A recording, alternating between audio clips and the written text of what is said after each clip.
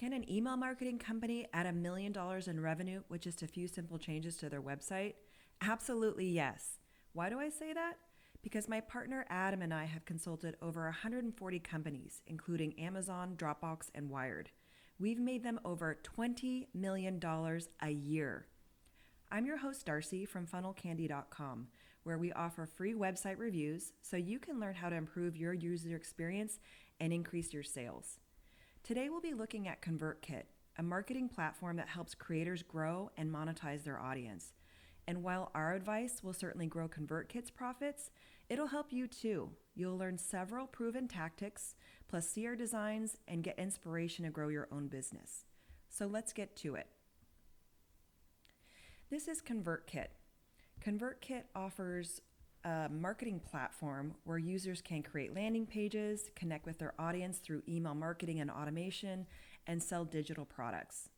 Visitors move through the funnel by going to a landing page as you see here or their homepage, creating an account, and then accessing the platform.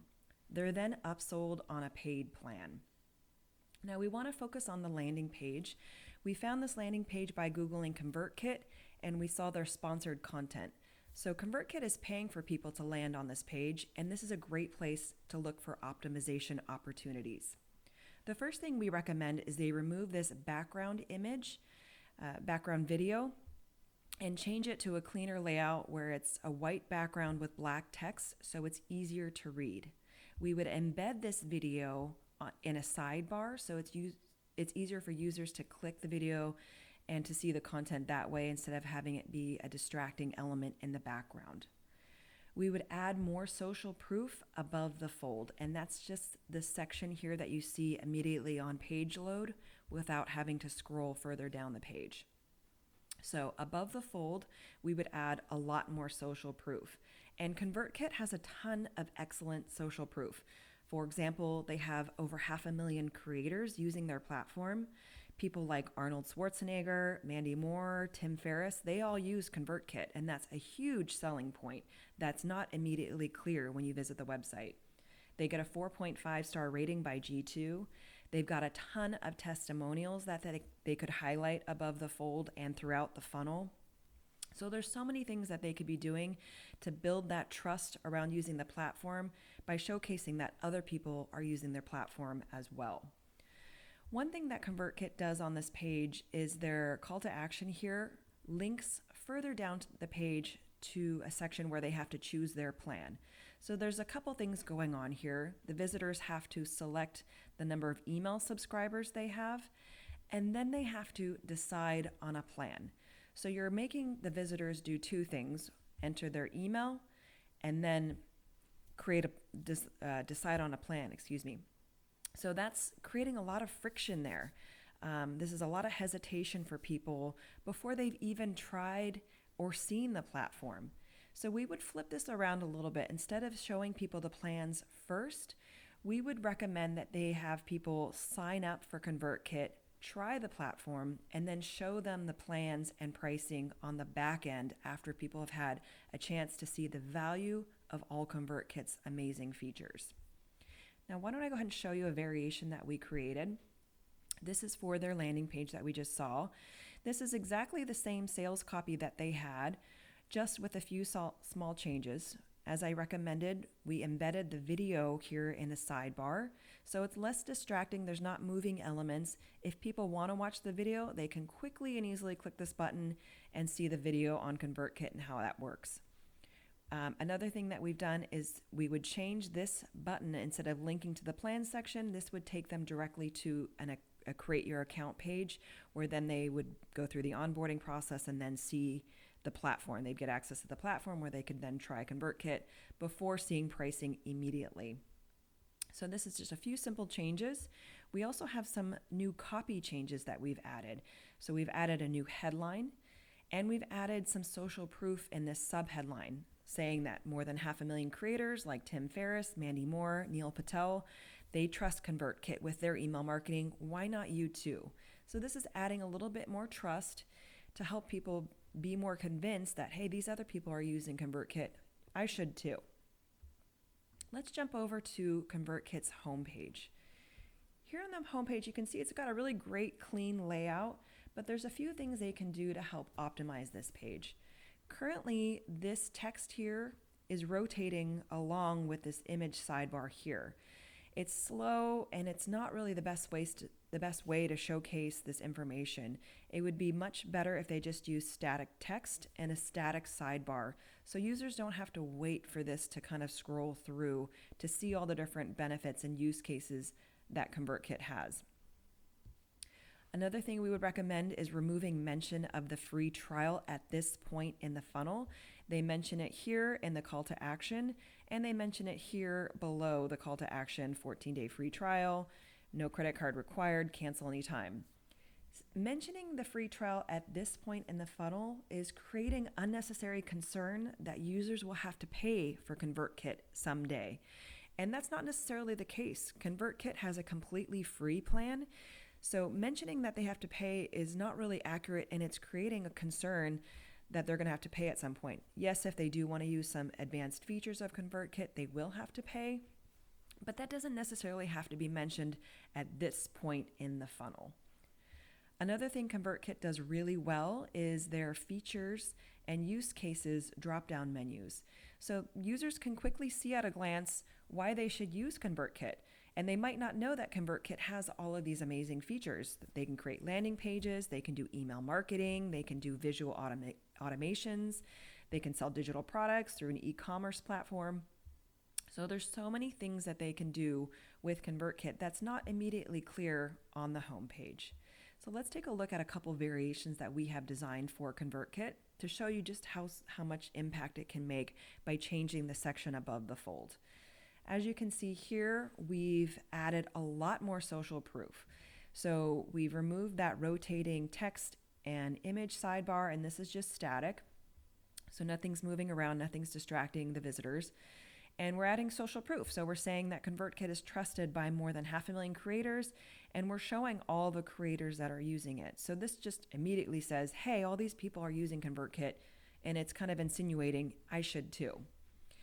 Another thing we've changed is the headline, and we've added a testimonial as the subheadline, which is really building that value and showcasing that social proof too. Then we've removed mention of the free trial. We've removed mention of the trial period totally. And we're just saying people can sign up for free, because that is true. People can go ahead and sign up for free. They can get access to the platform. They can try it around. And then later on, if they want to upgrade their free plan, they can, and they probably will once they use ConvertKit and try all the great features that ConvertKit has to offer. Here's another variation that we created. In this variation, we have a different headline. We have some more social proof that it's trusted by 500,000 creators. We have a star rating on this one. We removed mention of the trial period, and we've added that drop-down features menu directly on the homepage so people can see quickly and easily at a glance all the features and things that they can do with ConvertKit. So let's jump over to the next step that happens in the funnel, which is to create an account. This page is pretty straightforward. There's not really a whole lot of optimization that they can do on this page, but we do have some suggestions because there is a few things that they can do to improve upon. So here we would add a headline. There's all this real estate here, and it's not really saying what people are doing on this page, so you can add additional sales copy and add a headline on what's happening now and what's going to happen next. We would also mention that no credit card is required, because it might not be clear that when they click Get Started that they might have to add a credit card on the next step. This sidebar image here is not really adding any value, so they can definitely test adding some social proof in the sidebar. So here's a variation that we created where we did add a headline. They're creating their account now, and they're going to get free access next. We mentioned that there's no credit card needed, and then we've added this wonderful testimonial in the sidebar. Again, they could use this image over here, trusted by more than 500,000 creators. That would be another great place to test this in the sidebar here to really build that social proof. Now, the next few steps in the funnel, it's basically a quick onboarding process. We looked at this on ConvertKit's site. It's pretty straightforward, so we're not going to focus on that. But another key page that we really wanted to look at was their pricing and plans page. So there's some optimization opportunities here. One thing that we would do is to change this to a two-step process. So currently, there's two things that users have to do. They have to enter how many email subscribers they have, and then they have to decide on a plan. So breaking this into 2 steps really just makes it clear what they need to do on each step, because somebody might miss this email subscriber section and they're probably going to scroll down straight to the plans to see the pricing. But what they might not realize is that the pricing does change based on the number of email subscribers they have. So once they enter their email subscribers first, then they click a button that would click them to the next step, view pricing. They would see the accurate pricing for the number of email subscribers they have. Another thing we would do is recommend that they add tooltips next to each of the features that they have listed here, because people might not know what each of these features is, what it entails. For example, people might not know what an automated email sequence is.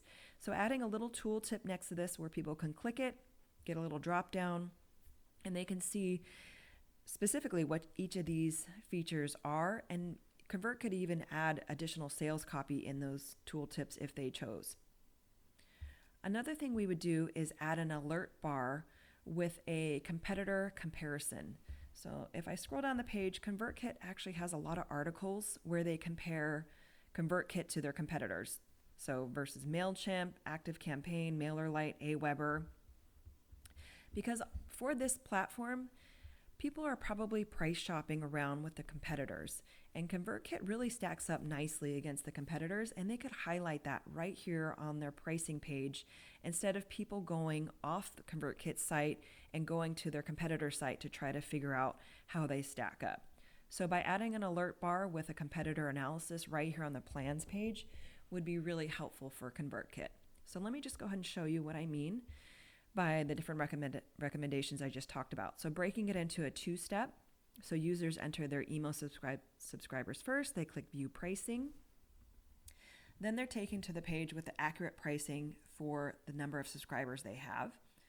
We've added tooltips next to each of the different features so people can get different information on each of the features.